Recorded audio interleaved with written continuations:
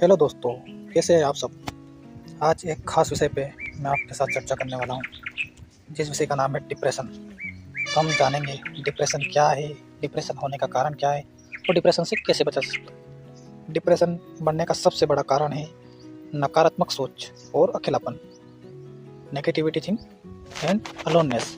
जब इंसान अपनी परेशानियों को किसी से बांटता नहीं है, हमेशा दिमाग में नकारात्मक विचार लाता है या खुद को दूसरा से तुलना करता है, तो मानसिक दबाव बढ़ता है। समय के साथ यह दबाव डिप्रेशन का रूप ले लेता है। और भी इसके कई अन्य बड़े कारण हैं।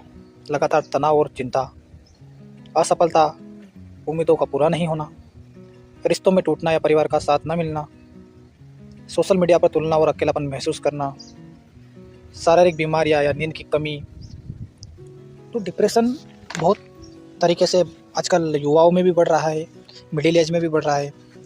तो जैसे कि हम इन पॉइंटों को समझते हैं कि मुख्य कारण क्यों है और क्या है। लगातार तनाव और चिंता, ये एक ऐसा कारण है। तनाव और चिंता बढ़ने का सबसे मुख्य कारण है आज की हमारी कार्यप्रणाली, फिजिकल एक्टिविटी पे ध्यान नहीं देना, आजकल बढ़ती हुई महंगाई। व्यक्ति का जो घर खर्च चलाना है, उसे पूरे घर को चलाने के लिए जो भाग दौड़ करनी पड़ती है, फिर भी अगर उसको रिजल्ट उस हिसाब से नहीं मिलता है तो उसके अंदर तनाव पैदा होता है, चिंता पैदा होती है। लोगों को दिखाने के लिए EMI पे कोई चीज़ ले लेना। अब वो EMI तो आपको भरना पड़ेगी, और उस EMI को भरने के लिए आप जब देखते हैं कि आपकी सैलरी 50,000 है और 30,000 आपकी EMI चल रही है, तो आप EMI भर रहे हो तो 20,000 रुपये आपके पास बच रहे हैं। तो उस बचे हुए पैसे से आप घर चलाने में असमर्थ हो रहे। इस कारण आपका तनाव बढ़ेगा, चिंता बढ़ेगी। दूसरा कारण है असफलता या उम्मीदों का पूरा ना होना। आदमी मेहनत तो कर रहा है पर वो असफल हो जा रहा है। कड़ी मेहनत के बाद भी अगर वो असफल हो जाता है और उसकी उम्मीद पूरी नहीं होती है, तो भी वो डिप्रेशन में चला जाता है। रिश्तों का टूटना, परिवार का साथ ना मिलना। आजकल जो कच्चे रिश्ते चल रहे हैं, कच्चे रिश्तों से संबंध, जैसे कि मित्रता, किसी लड़की के साथ मित्र था, किसी लड़के के साथ मित्र था। पहले आप उनसे मित्रता करते हो, फिर उनको समय देने लगते हो, उनका केयर करते हो। इसमें भी हमारा कोई ना कोई स्वार्थ ही छुपा होता है। पर समय के साथ उन रिश्तों का टूटना संभव है, क्योंकि वो रिश्ते हमारे दिल से जुड़े नहीं होते।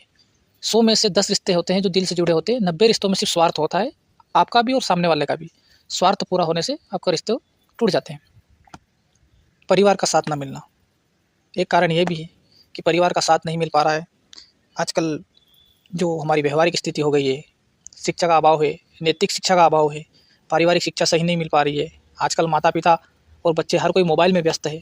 तो जब जो पारिवारिक शिक्षा मिलनी चाहिए वो नहीं मिलने के कारण व्यक्ति या बच्चे ये सोचते हैं कि सब कुछ हम कर सकते हैं, हम पढ़ लिख गए, हम आगे बढ़ जाते हैं। पर परिवार का साथ न मिलने के कारण भी व्यक्ति कुछ मायने में डिप्रेशन में चला जाता है। और आजकल सबसे बड़ा मुख्य कारण हो गई है सोशल मीडिया। इसकी तुलना में हमें अकेलापन महसूस करना होता है। जैसे कि सोशल मीडिया में हमारे 150 फ्रेंड है, 250 फ्रेंड है। दोस्त तो बहुत है, पर ये दोस्त किसी काम के नहीं है। क्योंकि आपके साथ जो बैठ के बात करने वाला मित्र है, जो आपकी परेशानी को समझने वाला मित्र है, आप उससे फेस टू फेस अगर बात कर सकते हो, वही आपकी परेशानी को समझ पाएगा। ना कि आपके 2000 फॉलोवर या 2000 जो मित्र हैं फेसबुक, इंस्टाग्राम या किसी यूट्यूब चैनल पे, किसी पे भी, वो आपकी समस्या का समाधान नहीं कर सकते। इसलिए आप अकेलापन महसूस करने लगते हैं और डिप्रेशन में आ जाते हैं। शारीरिक बीमारी या नींद की कमी, जो ऊपर कारण मैंने बताए हैं, उसके अलावा मुख्य कारण है शारीरिक बीमारी या नींद की कमी।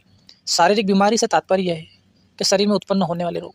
कुछ एक रोग भी ऐसे होते हैं जो हमें चिंतित कर देते हैं, डिप्रेशन में डाल देते हैं। अब उस रोग में तो बहुत सारे रोग हैं। एक दो रोग में जैसे आपको बता देता हूँ। मुख्य रोग, जैसे किसी व्यक्ति को high blood pressure, diabetes, arthritis, ऐसे रोग भी हो जाते हैं तो व्यक्ति डिप्रेस होने लग जाता है। नींद की कमी, आजकल व्यक्ति की जीवन शैली बिल्कुल परिवर्तित होते जा रही है। व्यक्ति काम के चक्कर में या अपने जीवन में घूमने फिरने के चक्कर में सही प्रकार से सो नहीं पाता है। और नींद की कमी भी हमारे मस्तिष्क को जितना आराम की ज़रूरत है उतनी आराम मिल नहीं पाती है। इस कारण से भी हमारा दिमाग आजकल बहुत ज़्यादा व्यस्त रहने लगा है, ओवर थिंकिंग होने लगी है, और इनकी कमी के कारण भी हमें डिप्रेशन पैदा होने लगा। तो ये तो हुई डिप्रेशन होने के कारण। अब हम डिप्रेशन से कैसे बचें, जो निराशावाद हमारे अंदर घुस रहा है उसको कैसे हटाएं। उसको हटाने के लिए एक दो मुख्य बिंदु हैं। सबसे पहले हमें अपनी दिनचर्या को सुधारना होगा। आप रात्रि में काम कर रहे हैं, दिन में काम कर रहे हैं, उससे फ़र्क नहीं पड़ता। फ़र्क पड़ता है कि आप अपने लिए क्या कर रहे हैं, अपने दिमाग के लिए क्या कर रहे हैं। अपने दिमाग के लिए आपको समय देना पड़ेगा। अपने आप को सुधारना पड़ेगा। उसके लिए आपको योगा करना पड़ेगा, मेडिटेशन करना पड़ेगा, एक्सरसाइजेस करनी पड़ेगी। जैसे कि अगर आप मेडिटेशन नहीं कर सकते तो आपके पास एक और उपाय है योगा करना। योगा में ज़्यादा समय लग रहा है तो आप मेडिटेशन कर लो। जैसे मेडिटेशन से मतलब मेरा यह तात्पर्य है कि बस आपको एक उचित आसन में बैठ जाना है, आंखें बंद कर लेनी है और शांति से 10 से 15 मिनट बैठना है। इससे भी हमारा दिमाग एक रीस्टार्ट जैसी एनर्जी प्राप्त कर लेता है, क्योंकि हम उसे कुछ समय के लिए खुला छोड़ दे रहे हैं, शांत कर दे रहे हैं। नहीं तो हम दिन में 24 घंटे किसी काम, मोबाइल या किसी चीज़ में लगे रहते हैं, कोई ना कोई विचार हमारे मस्तिष्क में चलता रहता है। इसलिए शांत बैठना भी बहुत ज़्यादा आवश्यक है। अपने किसी धर्म स्थली पे जाना, जिस भी धर्म को आप मानते हो, आप अगर वहाँ जाके 10 मिनट शांति से बैठते हैं तो भी आपके दिमाग